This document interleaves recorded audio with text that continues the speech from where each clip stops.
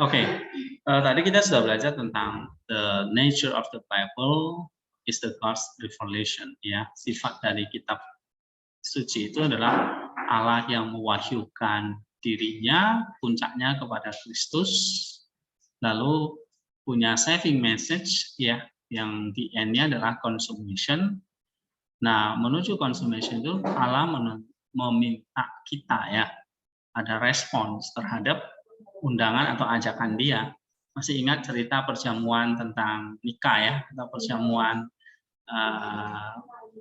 tentang perkawinan. Nah, itu adalah apa namanya, respon atau ajakan Allah kepada kita. Nah, sekarang kita lihat sistem interpretasinya, ya, atau bagaimana kita membaca atau menafsirkan Alkitab ini, misalnya dalam Perjanjian Lama nanti, ya. Nah, kita harus mengakui, kata Florovsky, it is a difficult book. Kitab yang sulit ini. Why? It is a book sealed with 7 seal, katanya, yang seperti kayak dikunci atau digembok oleh 7 gembok, 7 kunci gitu, ya. Tetapi ketika waktu terus berjalan, menafsirkan itu jadi lebih mudah. Alasannya adalah bahwa ini bukan kitab yang ditulis dengan bahasa yang kita tidak ketahui, ya, atau seperti mantra gitu. Tapi ini adalah ditulis dalam bahasa manusia yang kita bisa pelajari, gitu, ya.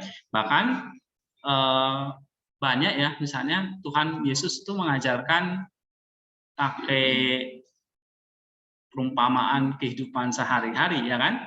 Misalnya misteri kerajaan surga itu diumpamakan seperti ragi, diumpamakan seperti harta terpendam, atau penabur yang menabur benih di ladang. That is the daily life of average man. Tapi kalau misalnya kita baca kitab Perjanjian Lama, ya, nubuat, tabernakel, mungkin itu hal yang sulit. Apa sih maksudnya ini, ya kan? Ada angka-angka, ada warna-warna, ada ukuran-ukuran, misalnya begitu. Lalu kalau misalnya kalian baca kitab puisi, Kidung Agung, gitu, ya, it's very difficult book. Tapi ketika wahyu itu makin lama makin progres sampai puncaknya kepada anaknya, orang itu jadi bisa lihat ternyata Allah itu kayak gini loh, bisa dirasakan, dilihat, disaksikan, diraba gitu. Jadi, ya, bahkan Tuhan sendiri mengajarkan hal-hal yang sangat daily life, yang kehidupan sehari-hari. Ya, jadi the mystery of God are framed into the daily life of average man. You know? Ya, and the whole story may seem to be all too human. Jadi keseluruhan cerita dalam Alkitab itu hanya kita bisa pahami, ya. Oh, cerita di tabernakel yang kita dulu belajar nggak ngerti, ini ternyata wujudnya Kristus nih. Taurat yang macam-macam itu, ya kan? Ada kurban inilah, kurban itulah, misalnya. Oh, ternyata kita lihat, ternyata ini penggenapannya dalam diri Kristus. Ya kan? Misalnya kita nggak ngerti nih cerita Adam dan Hawa, lalu dibujuk ular, jatuh ke dalam dosa, kemudian dihukum Allah, keluar dari Taman Eden, kan ada cerita seperti itu, ya. Nah, sekarang kita bisa lihat, oh, itu dalam konteks Kristus. Nah, siapa yang mengajarkan itu semua? Ya, dalam Alkitab. Dan kita bisa, dan Bapak Gereja memperjelas buat kita. Misalnya kayak Adam yang diusir dari Taman Eden. Itu menunjukkan Adam kehilangan kemuliaan Allah. Berarti kemanusiaannya sudah berdosa, naturnya berdosa. Sehingga semua manusia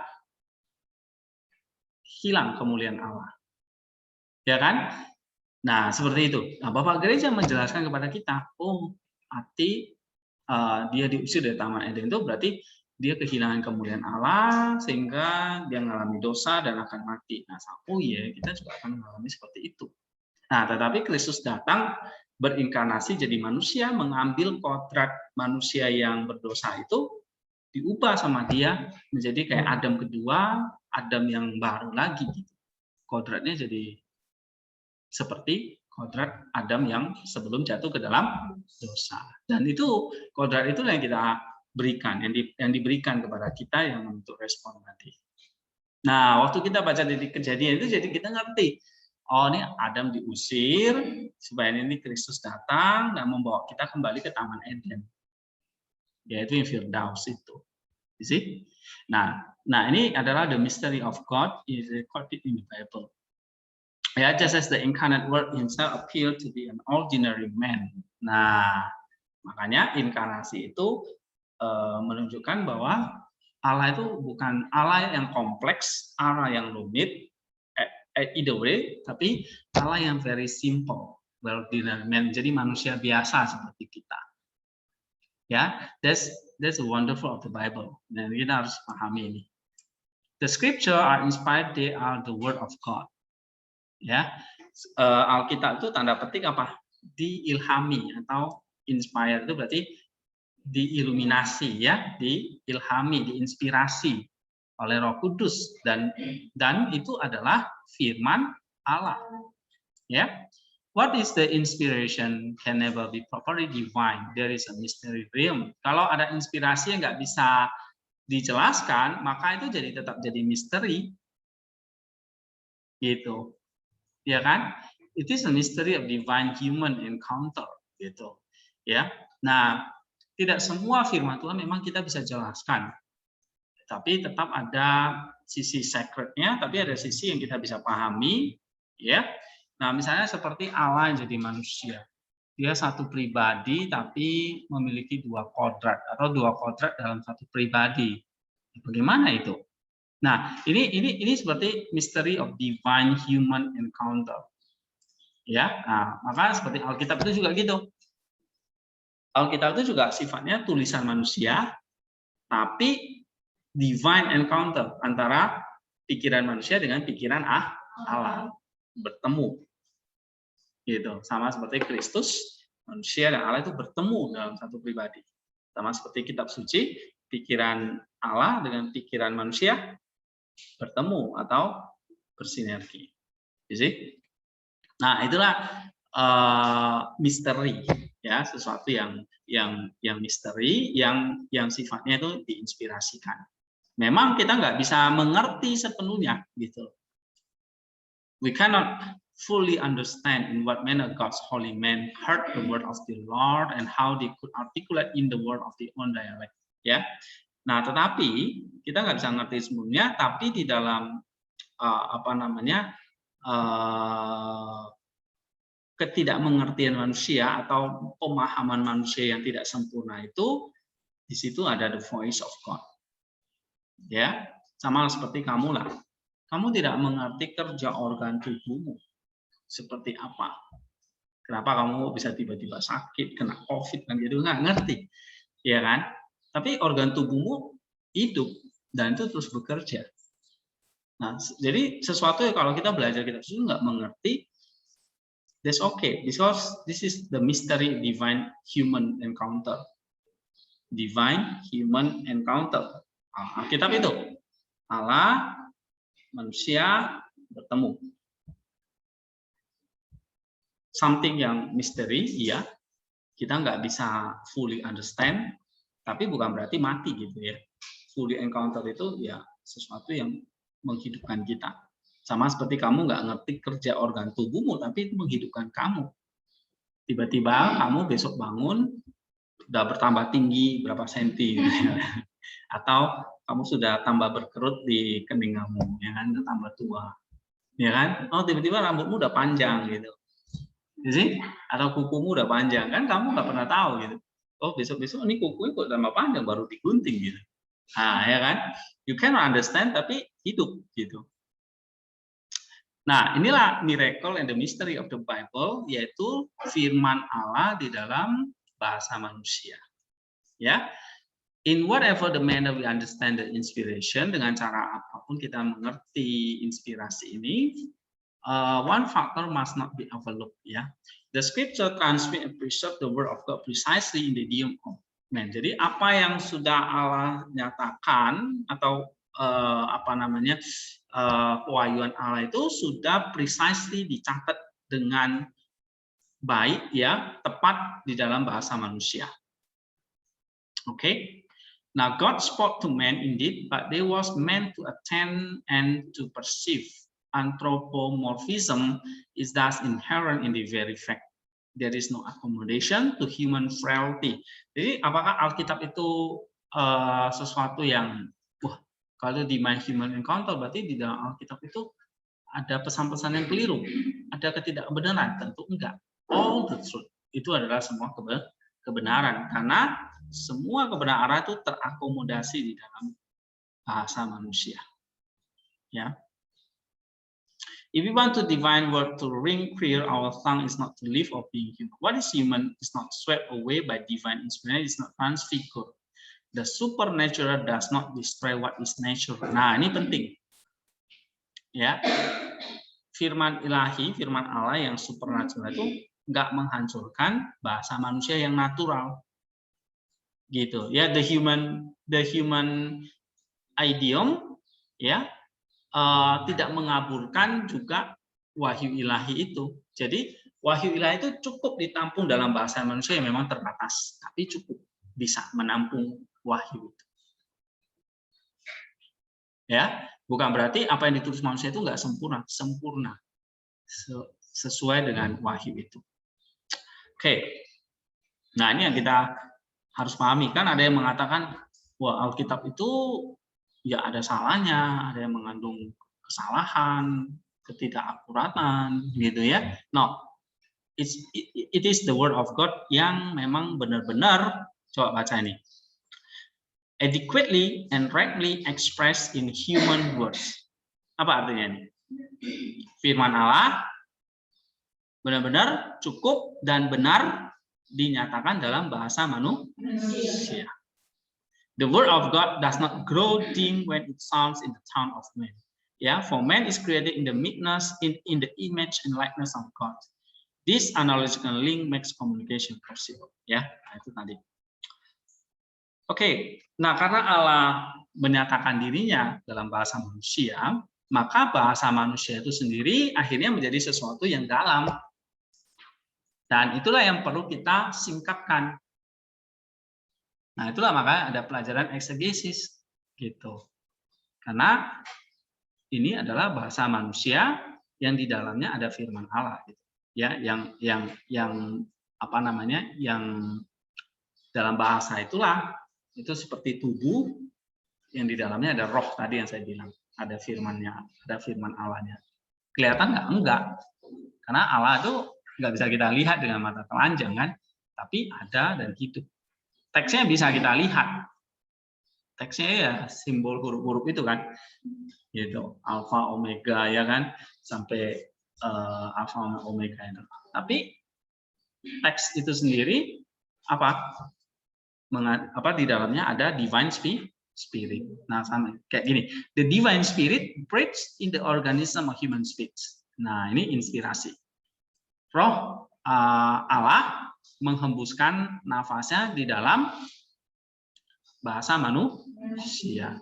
Sehingga it becomes possible for man to utter words of God, to speak of God. Nah, di sini. Makanya kita manusia itu bisa mengatakan khotbah ini, homiletik ini firman Tuhan. Ini saya berbicara tentang teologi ini. Kenapa? Divine Spirit breathes in the organism of human speech. Sama seperti Paulus, tulisannya itu kenapa kok kita klaim itu adalah firman Tuhan? Paulus ini manusia biasa. Kenapa kok ditulis sebagai ini firman Tuhan? Karena apa yang dia tulis itu diinspirasi oleh Roh Kudus. Ada divine spirit breathes in the organism of human speech. Ya, sehingga dari sini teologi itu menjadi possible. Kenapa? Karena wahyu yang misteri itu akhirnya dinyatakan kepada manusia. It is the human response to God who has spoken first. Ya, nah inilah respon manusia kepada Allah yang pertama lewat bicara. Ya, lewat spoken dulu, baru nanti lama-lama itu ditulis, ya, ditulis dan diulangi, disalin dan disalin. Ya, coba baca 1 Yohanes 1 ayat 2 dan 3 aja. telah melihatnya dan sekarang kami buat saksi yang diberitakan kepada kamu dan kami bekal yang ada bersama-sama dengan Bapa dan yang telah dinyatakan kepada kami. Apa yang telah kami lihat dan yang telah kami lihat itu kami beritakan kepada kamu juga. Oke, yang kami lihat dulu, terus diberitakan kan? Berarti lisan. Terus? Supaya kamu pun beroleh persekutuan dengan kami. Oke, terus? Dan persekutuan kami adalah persekutuan dengan Bapa dan dengan anaknya Yesus Kristus. Oke, terus? Dan semuanya ini kami tuliskan kepada Nah, dan semua ini kami tuliskan kepada kamu. Pada akhirnya ditulis. Ya, ini yang dikatakan di sini. Human response spoken first. Dari spoken didengar, kemudian dicatat dan diulangi. Ya, maksudnya ditulis. Ya. Surely this response is never complete. The theology is ever in the process of formation. Nah, sekarang teologi itu adalah respon kita terhadap firman itu. Sehingga teologi itu nggak pernah selesai. Karena manusia kan terus meresponi. Ya, gitu. Tapi apa yang dicatat itu sudah selesai, fully complete. Tapi sisi lain waktu kita membacanya jadi teologi dan itu terus proses of formation.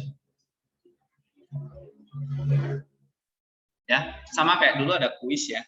Terus saya ngomong ini sama si A, nanti A nulis ke B, B ke C, ke D dan seterusnya kan, gitu. Nah, waktu sampai ke orang yang paling terakhir mungkin nggak bisa beda pesannya. Sama teologi itu seperti itu. Makin jauh makin aneh. Ya kan?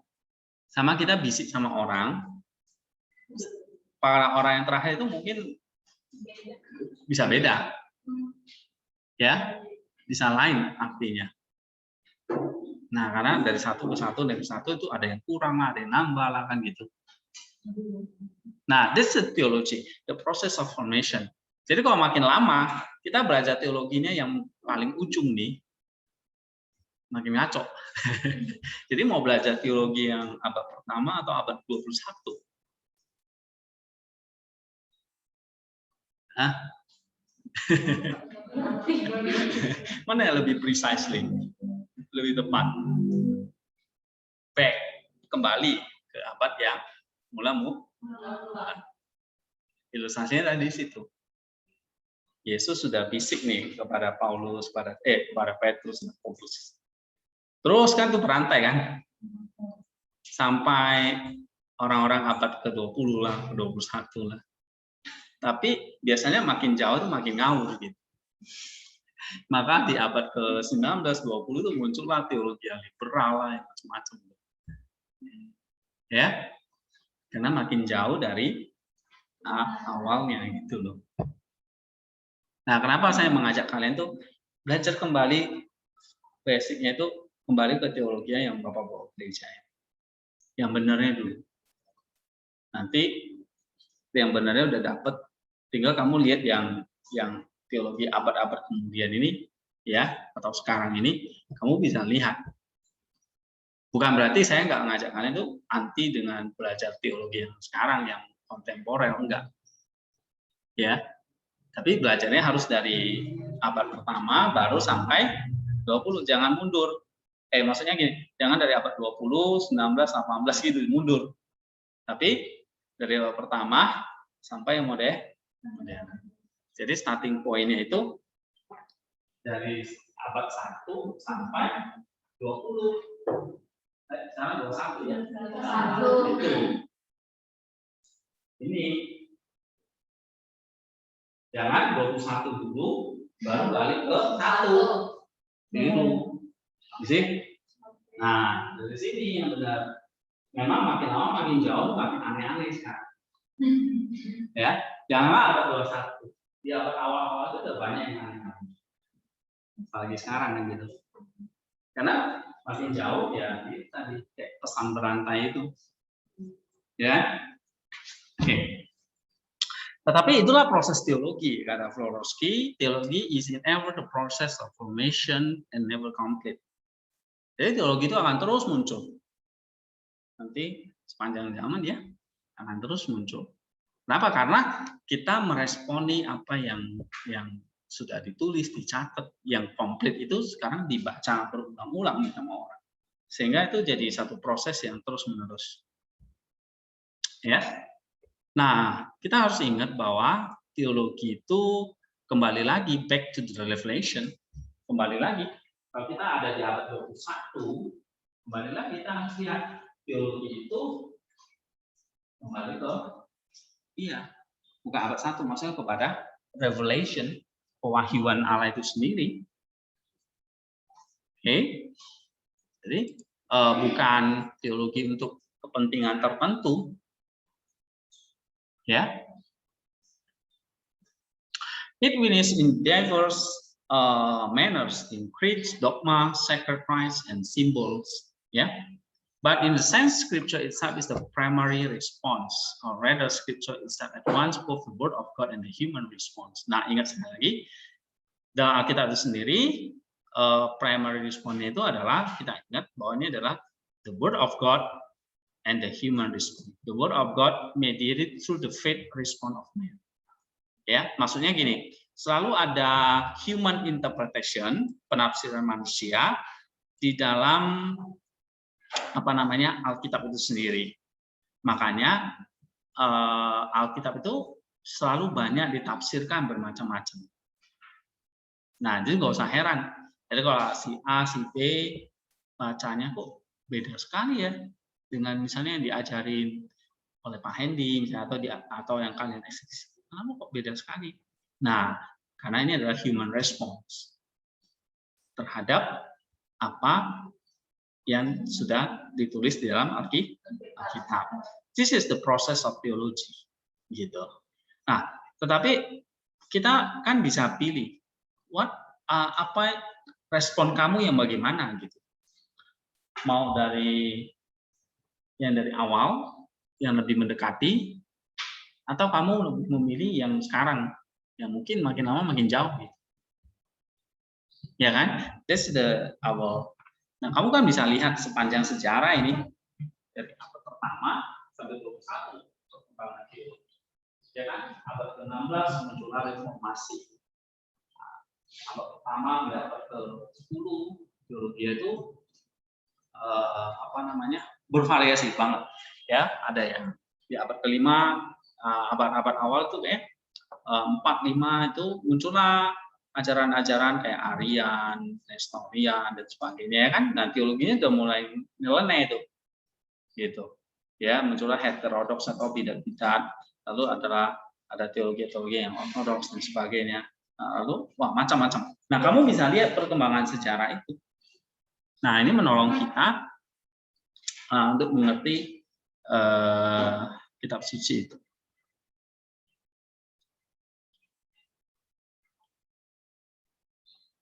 Oke, ini sekarang coba. Nah, sekarang kita mau menafsirkan kitab suci ini. Apa langkah pertama yang kita mesti tahu?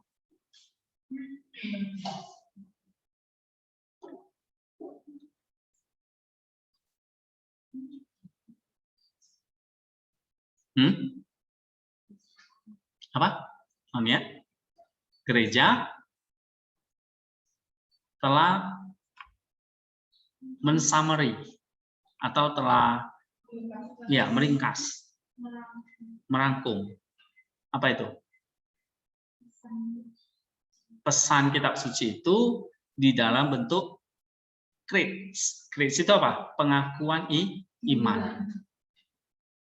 Nah, misalnya kitab suci yang tebal itu misalnya 1000 halaman sudah direngkas oleh gereja jadi 1 halaman. Nah, itulah pengakuan iman. Misalnya pengakuan iman Nisea yang 12 butir itu. Oke?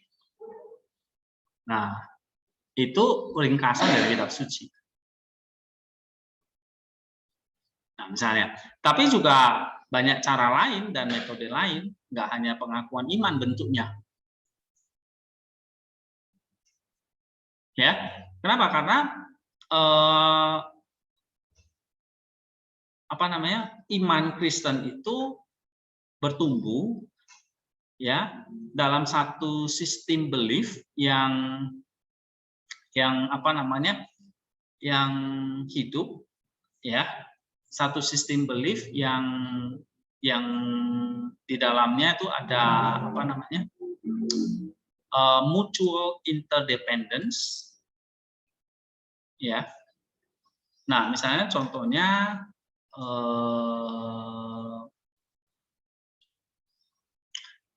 satu sistem berteologi atau dogmatik yang bisa sangat kontekstual, ya. Bisa contohnya dalam gereja mula-mula, ya, katakanlah kita tadi mengenal ada tradisi, ya. Nah, misalnya ada tradisi Bizantin, ada tradisi Alexandria, ada tradisi Roma, ada tradisi Antioquia, ada tradisi Yerusalem. Nah, itu berbagai macam itu yang timbul. Itu namanya system of belief. Ya. Nah, itu berbagai macam respon manusia. Tadi kalau kita belajar, ya, misalnya di abad-abad awal itu, ya, ada tulisan Rasul Paulus, ada tulisan Rasul Petrus, belum ada Didache, ada Apostolic Fathers, berbagai macam tulisan. Nah, itu semua memperkaya sebetulnya teologi itu sendiri, respon manusia terhadap kitab suci itu, ya. Nah, bagaimana ini terus berjalan sampai beratus-ratus tahun, ya, akan makin kompleks, ya. Maka sekarang Alkitab itu banyak cara menafsirkannya.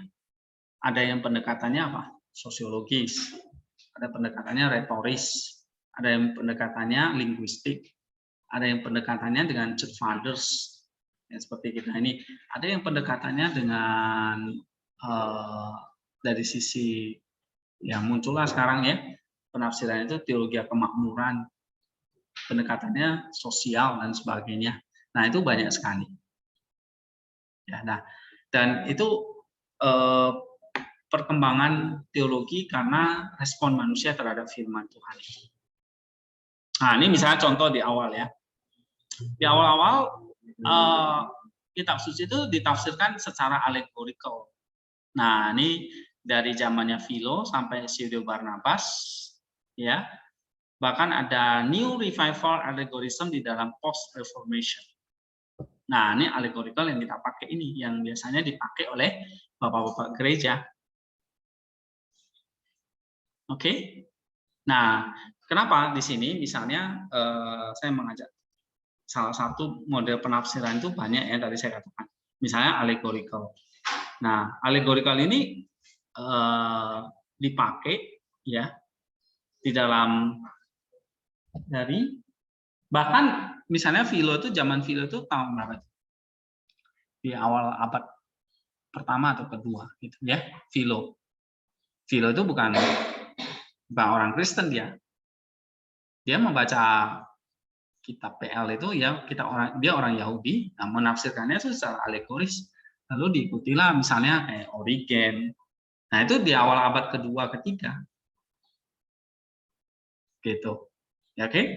Nah, maka tadi saya mengatakan kalau kita mau kembali lagi, yang mana yang diangkat, makin jauh atau makin pertama, ini kan. Nah, kita belajar apa yang terjadi di sini, gitu, ya.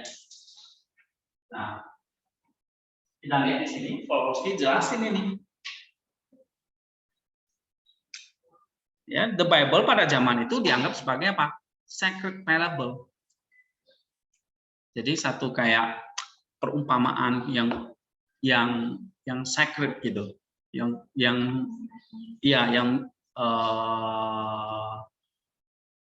kudus, gitu, ya. Ditulis di dalam berbagai macam symbolical language. Dan tugas kita adalah mengetahui meaning-nya.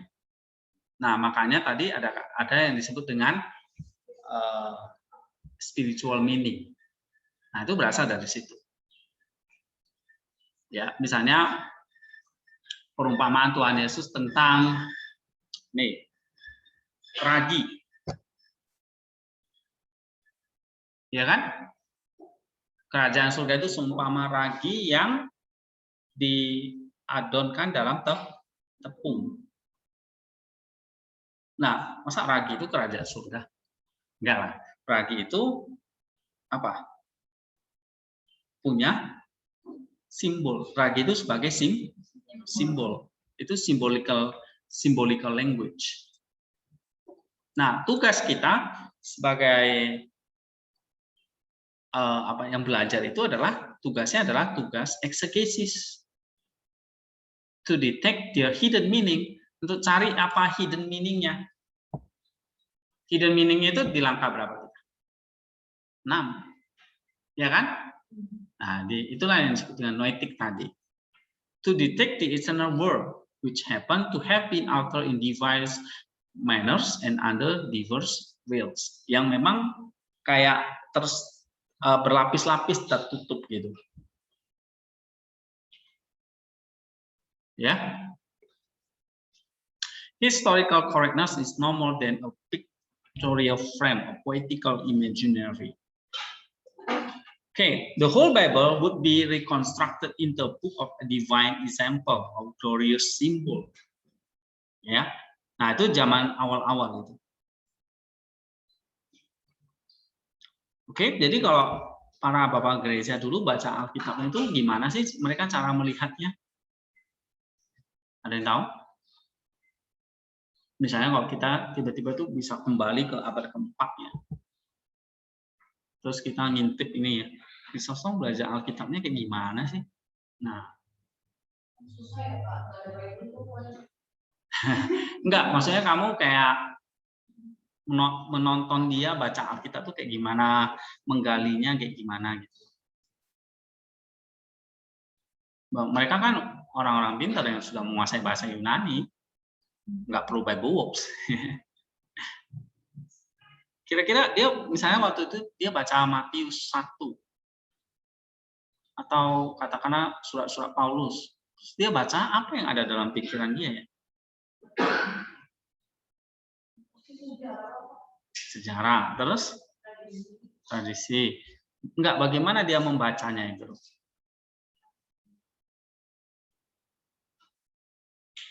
Nah, dia kan melihatnya itu semuanya dari segi apa? Hah? Iya, the Bible is regarded as sacred purpose.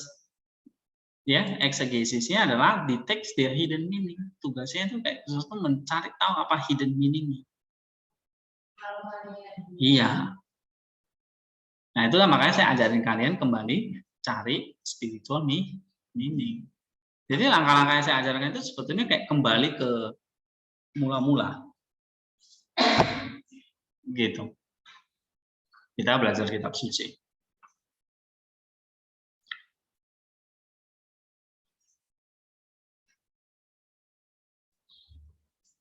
Ya. Nah, ini di sini disarankan.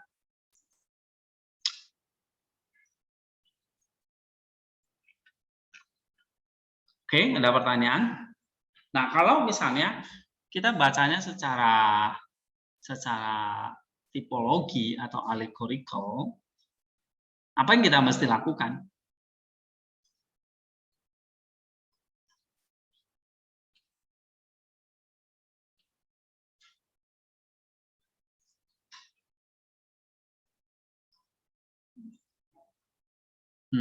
Apa yang kita mesti lakukan?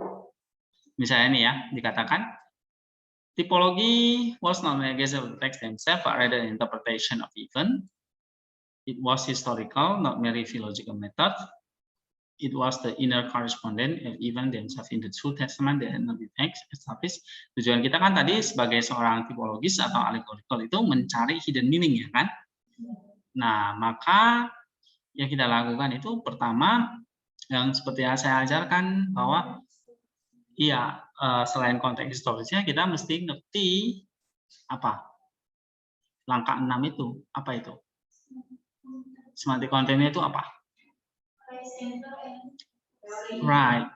Jadi kita mesti cari tahu hidden meaning-nya itu pusatnya kepada Kristus and Ecclesia karena dibaca di dalam komunitas gereja.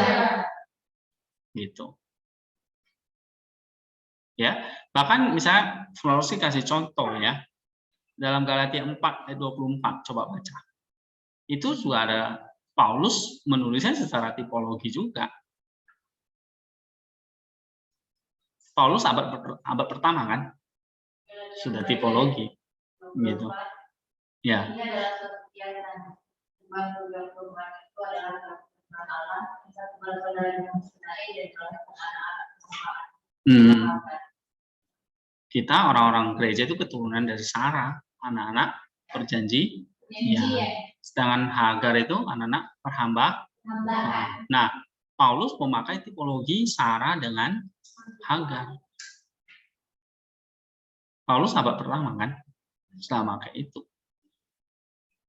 Ya, jadi tipologi was practiced already by the Saint Paul. Kemudian ini kata Augustinus, we ought to seek the mystery not just in word but in fact itself. Ya, nah sekarang ke perjanjian lama. The mystery of the Old Testament was Christ. Jadi kalau kita mau eksegesis perjanjian lama, kita harus cari tahu the mystery-nya, hidden meaning-nya itu adalah Kristus.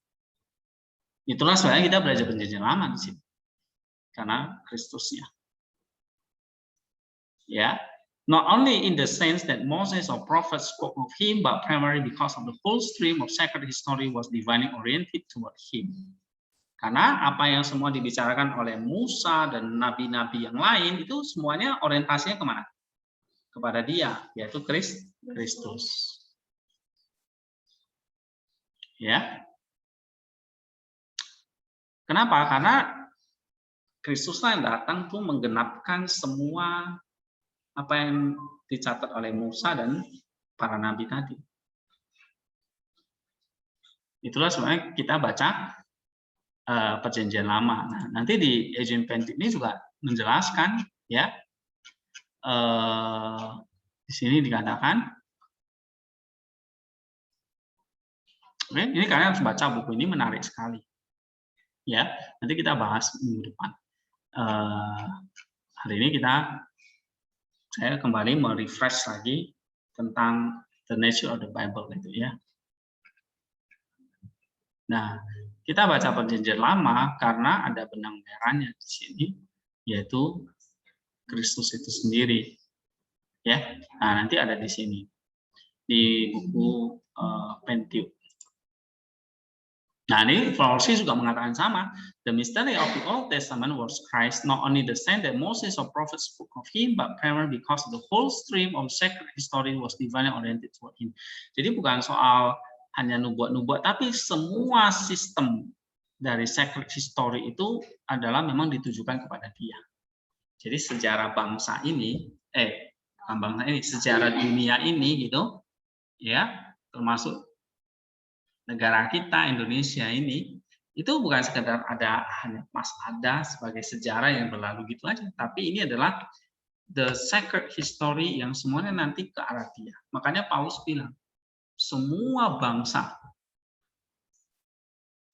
itu semua akan berlutut mengaku Kristus, bahwa Yesus adalah Tuhan. Coba baca Filipi pasal 2 ayat berapa itu? 8 ya kan? Coba baca. Dalam keadaan sebagai manusia, ia telah merendahkan dirinya dan taat sampai mati, bahkan sampai mati di kayu salib. Terus? Itulah sebabnya Allah sangat meninggikan dia dan mengaruniakan kepadanya nama di atas segala nama, supaya dalam nama Yesus bertekuk lutut segala yang ada di langit dan yang ada di atas bumi dan yang ada di bawah bumi, dan segala lidah mengaku Yesus Kristus adalah Tuhan. Nah, bahkan yang di atas langit, ya, di atas bumi, di bawah bumi, dan yang di bumi, itu semuanya mengaku apa? Oke, maka the sacred history ini itu divinely oriented toward him. Oke, termasuk dalam perjanjian lama. Nah, oleh sebab itu, waktu kita memahami berbagai misteri dalam perjanjian lama itu, kita harus lihat dalam terang Kristus atau kacamata Kristus. Ya, nah ini kata Florski. The true prophetic meaning of the prophecy is clearly seen only as it were in restored as they have been actually fulfilled. Oke, nah ini semuanya dalam terang Kristus. For example, sebagai contoh, misalnya di dalam gereja mengenal istilah suffering servant, hamba yang menderita. Itu kan ada di dalam kitab Yesaya, ya kan? Hamba yang menderita. Nah, itu adalah satu tipologi dari apa? Kristus yang menderita. Gitu. Ya, saya pernah kasih banyak contoh, misalnya tangga Yakub itu, semak yang belukar itu, ya, tabernakel itu, atau tongkat Musa itu, atau Yunus di perut ikan itu, atau apa lagi? Tadi ya, Adam yang diusir Taman Eden itu, apalagi Menara Babel itu, ya kan? Korban-korban bakaran, persembahan, ya kan, ucapan syukur. Nah, itu semua apa? Itu semua di dalam perjanjian lama yang melihat ke depan itu adalah apa? Kristus yang akan datang. Jadi sebagai tipologi dari Kristus. Ya, jadi perjanjian lama itu seperti kayak antisipasi, atau perjanjian lama itu sudah punya visi. Ya. Oke. Nah, ini dia jelaskan lagi tentang allegories, image, ya. Ini yang kita akan kerjakan nanti dalam perjanjian lama. Tipologi is oriented toward the future. Ya, jadi lihat ke depan. Dan kita tahu ke depannya itu siapa. Bukan lagi bingung ya atau bayang-bayang, tetapi itu adalah Kristus. Ya. Types are anticipation, prefiguration, prototype. Sehingga tipologi is thus an historical method more than a philological method. Now, it presupposes and implies intrinsically the reality of history, directed and guided by God. Nah, ini yang kita mesti pahami. Tipologi itu bukan sekedar mengada-ngada, atau pokoknya itu semua dikaitkan Kristus tanpa ada penjelasannya gitu. Ya, tetapi itu misalnya kita katakan contoh ya, tangga Yakub itu yang dia bermimpi itu ya. Itu tipologi dari Maria yang nanti akan menjadi jembatan antara manusia dengan Allah. Melalui dialah Kristus itu jadi bisa berinkarnasi jadi manusia. Ya kan? Atau tangga Yakub itu menjadi tipologi dari Kristus itu sendiri yang menjadi pengantara kita manusia kepada Allah. Nah, that's the happening. Kenapa kok Yakub tuh mimpi-mimpi tentang tangga ya? Iya kan? Tuhan kasih dia mimpi tentang tangga, lalu di situ banyak turun malaikat gitu. Ya, nah itu bukan kebetulan. Itu sacred history yang sudah dirancang oleh Allah. Oh, nanti ada tangga yang sesungguhnya datang. Yaitu Kristus itu. Oke? Nah, sehingga tipologi itu adalah Christological meaning. Typology has emphatically a Christological meaning.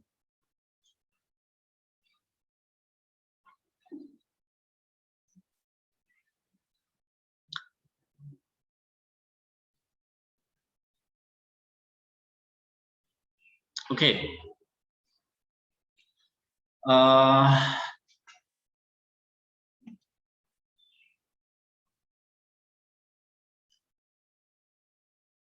Nah, kemudian dalam tipologi itu selain kristologikal atau fokusnya kepada Kristus, tapi kita lihat di sini juga ada spiritualnya. Ya, ini sudah saya pernah jelasin ya tentang spiritual atau noetik tadi. And then, nah spiritualnya itu apa? Spiritualnya itu adalah di dalam di dalam konteks gereja. Nah, maksudnya gini,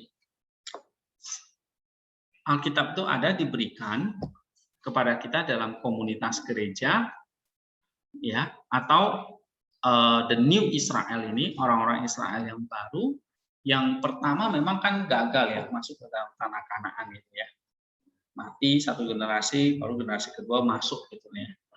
Lalu kan mereka mendirikan kerajaan Israel di situ. Nah, itu sebenarnya satu tipologi bahwa nanti kita akan masuk ke dalam tanah Kanaan mendirikan kerajaan Allah di situ. Ya. Dan kita lihat secara spiritual itu berarti apa? Ada pertumbuhan atau ada seperti kayak semacam perjalanan. Nah, kalau misalnya kita lihat dalam Israel itu kan ada Paskah, ya kan? Paskah itu berarti perjalanan, passage. Paskah, perjalanan dari mana? Dari Mesir menuju tanah Kanaan. Nah, dalam perjalanan itu ada berbagai macam kejadian-kejadian menarik sebetulnya. Tapi perjalanannya jelas menuju kepada tanah Kanaan. Nah, itulah spiritual life kita. Waktu kita mau menuju kepada kerajaan Allah itu, kita diajak berperjalanan oleh Tuhan. Ya, ada Paskah yang kita mesti lalui. Seperti Kristus mau menyelamatkan kita, dia mesti berperjalanan dulu. Dari mana? Dari Nazaret ke Galilea, kemana? Ke Yerusalem. Gitu. Nah, di Yerusalem lah dia disalib dan dia bangkit. Kayak gitu. Berperjalanan gitu. Nah, hidup kita juga begitu. Secara spiritual kita berperjalanan seperti bangsa Israel dari Mesir ke Kanaan. Gitu. Nah, secara tipologi itu Mesir itu gambaran dari kita hidup diperbudak oleh dosa. Seperti bangsa Mesir diperbudak oleh Firaun. Ya, kemudian Musa membebaskan mereka dan membawa mereka kepada menuju pada tanah perjanjian. Nah, seperti kita juga ya dibawa oleh Kristus menuju pada tanah perjanjian, tapi butuh perjalanan. Ya, kita sedang melakukan perjalanan itu. Nah, di sini the church akan membawa kita kepada promised land. Ya. Kamu lihat misalnya Batra Nuh misalnya gitu. Mereka yang masuk secara tipologi itu apa? Batra itu gambaran dari gereja. Yang di luar Batra mati semua kan karena ini banjir atau karena air. Tapi yang di dalam Batra apa? Dan binatang-binatang itu apa? Selamat. Nah, itu gambaran dari gereja. Oke, saya kira sampai di sini dulu. Ada pertanyaan? Jadi sampai tinggal 36 ya. Nah, saya nggak tahu kalian tuh catatnya bagaimana ya, baik yang di sini maupun di online. Apakah masih dengar atau mungkin dengar sampai ketiduran atau mungkin sudah ke dapur masak sayur, mungkin saya nggak tahu. Ya. Tapi yang jelas kalian nanti bisa dengar kembali, saya udah record ya. Saya ingin kelas ini bukan sekedar kelas apa namanya ya,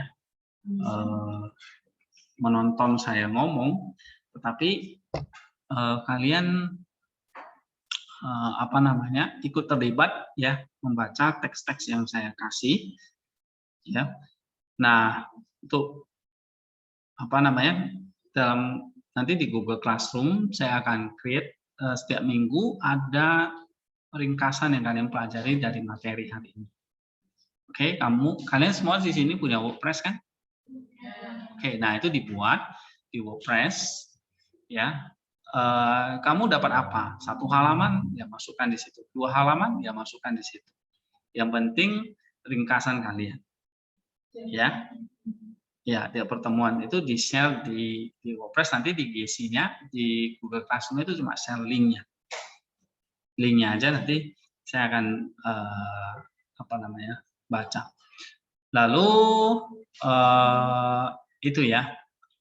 Sementara ya yang jelas karena ini eksegesis, nanti kita akan belajar atau kalian nanti akan bikin satu paper tentang eksegesis, misalnya ayat apa yang kalian gali, ya. Tapi itu nanti kita akan belajar dulu beberapa teori tentang ini ya. Minggu depan kita akan baca ini bahan ini part 1 tentang One Bible, Two Covenant. Ya, kalau sempat kita akan lanjut ke teks, lalu kanon, lalu tradition.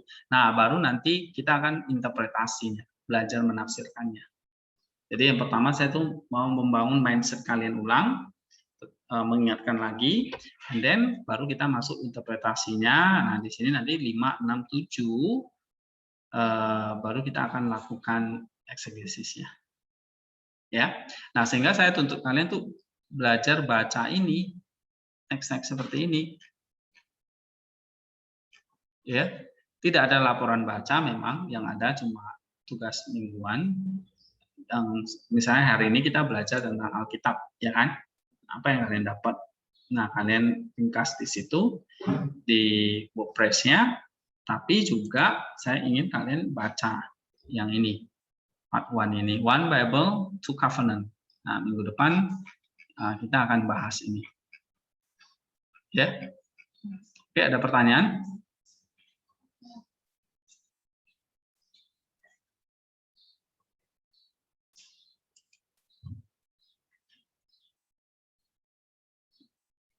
Oke, kalau nggak ada kita akan selesai sampai di sini dulu ya.